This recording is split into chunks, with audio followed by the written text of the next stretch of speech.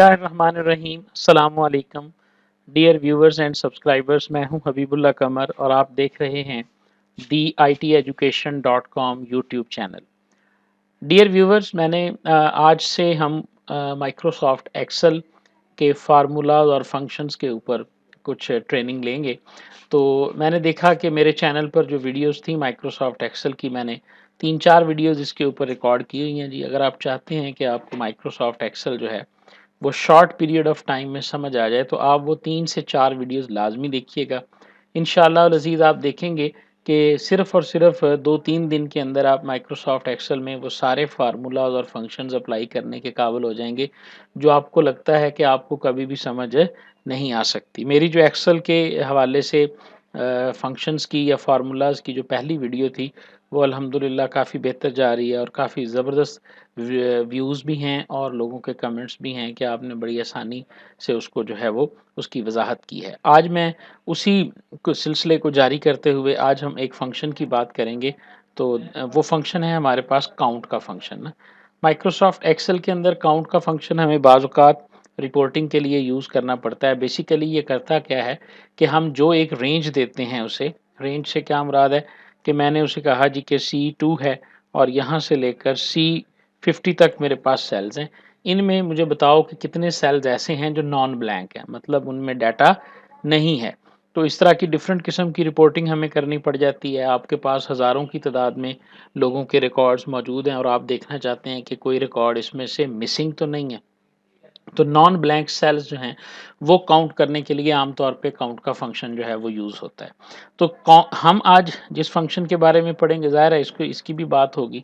हम आज जिस फंक्शन के बारे में पढ़ रहे हैं ना, वो है काउंट इफ। बहुत ही ज़बरदस्त फंक्शन है ये फंक्शन। जिस तरह सम और सम इफ है ना, दी गई तमाम रेंज को जमा कर देता है, लेकिन हम सम इफ पे भी बात करेंगे कि जो सर्टन कंडीशन के तहत जो वैल्यूज होंगी उनको तो सम करेगा, लेकिन जो उस कंडीशन पे पूरी नहीं होंगी उनको वो उस रेंज के अंदर नहीं करेगा। हम चाह रहे होते हैं बाज़ औक़ात। मैं एक एग्जांपल आपको दिखाता हूँ। ये मैंने एक शीट बनाई है, ये मैंने एक रिकॉर्ड बनाया है। जैसे ये रोल नंबर है, ये नेम है, ये उनके फॉर्म सबमिशन का स्टेटस है, ये फ़ी पेड हुई है, ये डेट ऑफ बर्थ है, ये रिलीजन है। ठीक है जी। ये हमने कोई 31 स्टूडेंट्स का डाटा जो है ना वो कलेक्ट किया हुआ है। 31 स्टूडेंट्स या 32 स्टूडेंट्स का डाटा है हमारे पास। इसके ऊपर डिफरेंट किस्म की क्वेरीज जो हैं वो हम पुट अप कर देते हैं। सबसे पहले तो हम ये देखते हैं कि टोटल नंबर ऑफ स्टूडेंट्स जो है ना ये हमारे पास कितने हैं।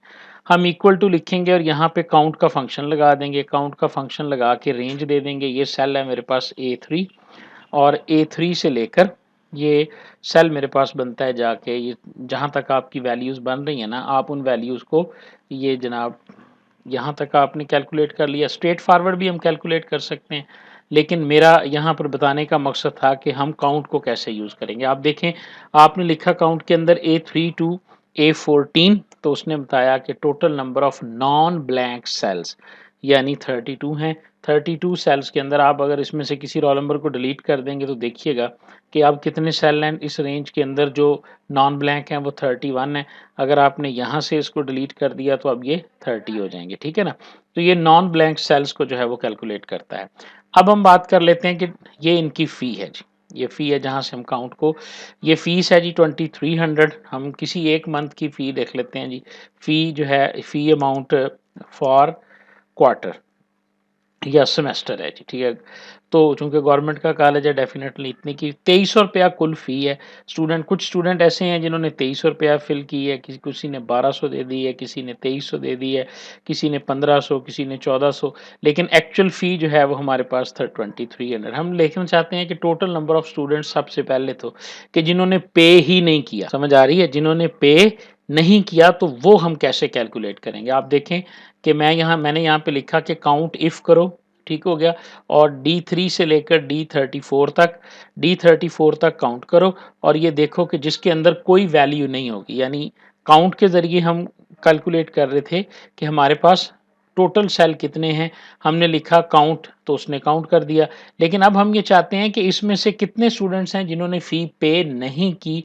तो हम सिंपली क्या लिखेंगे, गौर से देखें जी। काउंट D3, काउंट इफ को लिखने का तरीक़ेकार क्या है वो मैं पहले आपको समझा देता हूँ। मैं इसको दोबारा लिख के दिखाता हूँ आपको। आप लिखेंगे काउंट इफ ठीक है। उसके बाद वो रेंज देंगे, जो भी आपकी डाटा रेंज है, यहाँ पे हमारी डाटा रेंज बनती है D3 से लेकर D33 तक। देख लें जी, हम ज़रा कन्फर्म कर लें, D33 नहीं, D34 तक बनती है। तो हमारी रेंज बन गई D34 तक, और उसके बाद आपने कॉमा डालना है। ये फ़र्क है इसके सिंटैक्स में।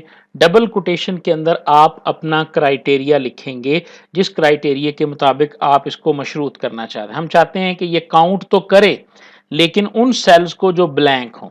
ये मैंने डबल कोटेशन में खाली जगह दे दी है और ब्रैकेट को बंद कर दिया, तो इसका क्या मतलब है कि ये तमाम को काउंट करे, लेकिन किन को, जिनमें ब्लैंक हो। डबल कोटेशंस यानी ब्लैंक स्ट्रिंग मैंने कुछ भी नहीं मेंशन किया, एंटर बता दिया।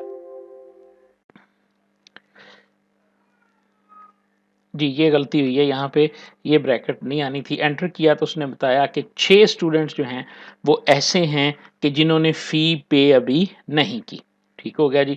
हम यहाँ से देख सकते हैं, एक स्टूडेंट हमारे पास 1505 है, उसके बाद हमारे पास 1510 है। इसको आप फ़िल्टर के ज़रिए भी वेरीफ़ाई कर सकते हैं, वो भी मैं आपको बताता हूँ। हम डाटा में गए, डाटा के अंदर जाकर हमने फ़िल्टर लगाया और यहाँ पे आके हमने सेलेक्ट कर लिया, सेलेक्ट ऑल को ख़त्म किया। ब्लैंक्स को अगर हम कैलकुलेट करें तो आप देख सकते हैं 1 2 3 4 5 और 6 स्टूडेंट इस डाटा में ऐसे थे कि जिन्होंने फ़ी पे नहीं की थी। ये तो हमारा काउंट ऑफ ठीक चल गया। अब हम देखना चाहते हैं कि कितने स्टूडेंट ऐसे हैं जिन्होंने फ़ी तो पे की है लेकिन पूरे 2300 नहीं की।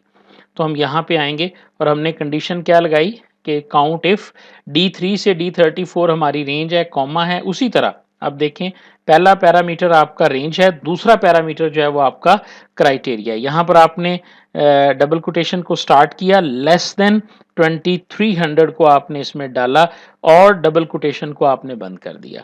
जैसे ही आपने इसको बंद किया तो अब इसका क्या मतलब है, D3 और D34 में उन तमाम सेल्स की तादाद को काउंट करो जिनमें जो वैल्यू गिवन है वो 2300 से लेस है। आप इसको एंटर करेंगे तो वो बता रहा है कि 12 स्टूडेंट ऐसे हैं जिन्होंने फ़ी पे कर दी है, लेकिन उनकी फ़ी जो है वो एग्जैक्ट फीस नहीं है जितनी उनको देनी चाहिए थी। अच्छा जी, अब हम कैलकुलेट करते हैं कि जिन्होंने पूरी फ़ी दी है तो वो कैसे, यानी 2300 हम लिखेंगे। आप इसके क्राइटेरिया के अंदर less than, greater than, equal to, less than equal to, greater than equal to, ये सारी चीज़ें जो हैं वो आप इसके अंदर यूज़ कर सकते हैं। तो इस तरह हमने जैसे ही 2300 लिख के एंटर किया तो उसने हमें बताया कि जी ये मेरे पास 14 स्टूडेंट ऐसे हैं। अगर हम इसको काउंट करें, 14, 12 ने लेस की है, 14 ने फुल की है, 26 हो गए और 6 ने पे नहीं की। तो ये देखें, टोटल हमारे 32 स्टूडेंट्स मिल रहे हैं। तो इस तरह की रिपोर्ट्स जो हैं वो बनाई जा सकती हैं। अब हम बात करते हैं कि क्या ये फंक्शन स्ट्रिंग पे भी काम करता है। 100% ये फंक्शन स्ट्रिंग पे भी काम करता है जी। ठीक है, स्ट्रिंग पे कैसे काम करता है ये देखिए। मैंने 1509 का एक नाम जो है ना वो किया। मैंने पूछा कि जी फॉर एग्जांपल मिसिंग स्टूडेंट हमारे पास कितने हैं जिनका नाम लिस्ट में शामिल नहीं है। रोल नंबर है लेकिन नाम इसका इधर नहीं लिखा हुआ। तो यहाँ पर देखें मैंने क्या फंक्शन लगाया, count if B3 to B34। ज़ाहिर है अब हमारा कॉलम बी यूज़ हो रहा है। और आगे मैंने क्या लिखा कि डबल कोटेशन के अंदर मैंने स्टैरिक लिख दिया। स्टैरिक का क्या मतलब है, स्टैरिक का मतलब ये है कि हमारे पास जिस जिस सेल के अंदर कुछ लिखा हुआ है, यानी ये काउंट जैसा फंक्शन हो गया, काउंट इफ B3 और इस तरह।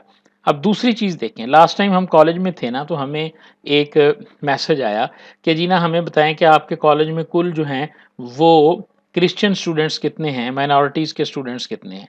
ठीक है, तो वो कैलकुलेट अगर आप करना चाहते हैं, अब उसका फंक्शन मैं यहाँ पे बनाता हूँ। For example number of Christian students हम कैलकुलेट करना चाहते हैं, इसी तरह कोई भी। तो अब इसके लिए मैं क्या लिखूंगा, equal to count, count if लिखूंगा, ब्रैकेट में जाऊंगा और जो रेंज है मेरी वो बनती है B3 से B34 तक, कॉमा डालूंगा, ब्रैकेट के अंदर आके मैं जो अगला पैरामीटर है वहां लिख दूंगा जो स्पेलिंग मैंने यहाँ पे क्रिश्चियंस के लिखे हुए हैं, क्रिश्चियन, और ब्रैकेट लगाई मैंने। तो आप देखें बिल्कुल सही है, इसमें B3 नहीं है, क्रिश्चियन वाला हमने F में लिखा हुआ है। तो यहाँ पे F का कॉलम जो है ना वो आएगा, ये